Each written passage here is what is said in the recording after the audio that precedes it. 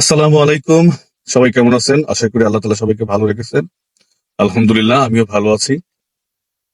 তো কিছু কথা শেয়ার করব আপনাদের সাথে যে মানুষের বিশ্বাসের স্থান এখন কতটা নিচে আসলে তা ভাষায় প্রকাশ করা যায় না। মানুষ এখন বাস্তব সত্য জিনিসকেও বিশ্বাস করতে চায় না। বাংলাদেশের বর্তমানে সবচেয়ে যে একটা চলমান যে একটা বিষয় সেটা হচ্ছে কিন্তু রাসেলস ভাইপার টপিক। এই রাসেলস ভাইপার এটা কিন্তু বাংলাদেশের এখন বর্তমানে আনাচে কানাচে সবখানেই রাসেলস ভাইপারের দেখা পাওয়া যাচ্ছে। তো সেই রকমই একটা নজির হয়েছে হচ্ছে আমার পাবনা জেলায়, আমার পাবনা সদর থানায় দাপুনিয়া ইউনিয়নের গ্রামের নাম মাতপুর, মানে সেটা হচ্ছে আমার নিজ বাড়ি, আমার বাড়ি দাপুনিয়া মাতপুর। তো সেই মাতপুরে গত ৩০ তারিখে আমার বাড়ির থেকে আমাকে ফোন দিল যে আমাদের এলাকাতে তো রাসেলস ভাইপার সাপ মারা হয়েছে।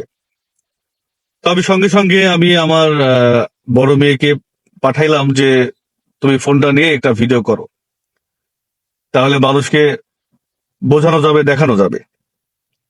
তো আমি চেষ্টা করছি মানুষকে বিষয়টা দেখানোর জন্য। এই কারণে আমি আমার ফেসবুক আইডি থেকে আমি ভিডিওটা আপলোড করছি। তো ভিডিওটা আপলোড করার পরে কিছু মানুষ বলছে এটা গুজব।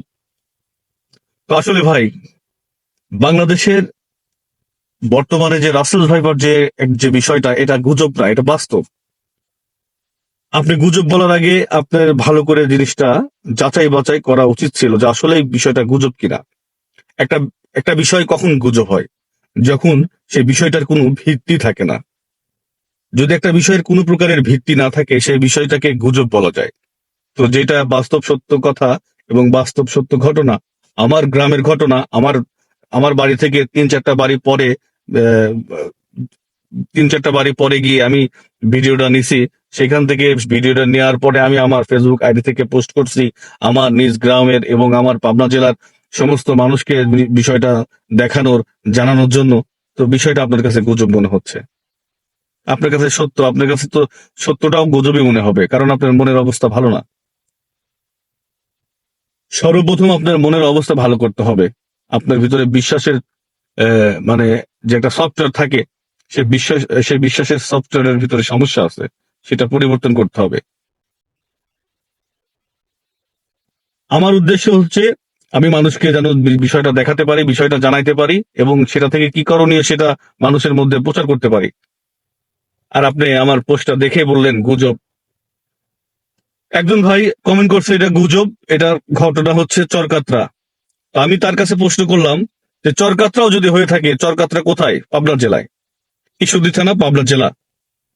তো সদর থানার সাথে হচ্ছে ঈশ্বরদী থানা। তো ঘটনা যদি ঈশ্বরদী থানায় হয়ে থাকে, তো সেটা কি আমাদের পাবনা জেলার সমস্ত মানুষের জন্য কি বিপজ্জনক না? সেটা থেকে কিভাবে নিজেদের এবং নিজের পরিবারের সবাইকে সেভ করা যায়, সেফে রাখা যায়, সেটা কি আমাদের চিন্তা ভাবনা করতে হবে না? তো আমার উদ্দেশ্য কি ছিল? আমার উদ্দেশ্য ছিল যেন ভিডিওটা তৈরি করে সবাইকে দেখাইতে পারি, সবাই বুঝতে পারে এবং এটা থেকে কি করণীয়, কি করা যায়, কিভাবে এটা নির্মূল করা যায়, সেই চিন্তা ফিকির সবাই যেন করতে পারে। এটাই আমার উদ্দেশ্য ছিল। আর আপনি বলছেন গুজব। আপনার মনটা ঠিক করেন, আপনার মনের মধ্যে ঝামেলা আছে। আপনি সবসময় সত্যকে আপনার মিথ্যাই মনে হয় আপনার ভিতরে। আশা করি আমার কথাগুলি আপনি বুঝতে পারছেন। আর যদি আমার ভিডিওটা আপনার কাছে আসলে গুজব মনে হয়, তা আপনি সেই এলাকাতে গিয়ে আপনি যাচাই বাছাই করে দেখতে পারেন যে আসলে এই জিনিসটা সত্য নাকি গুজব।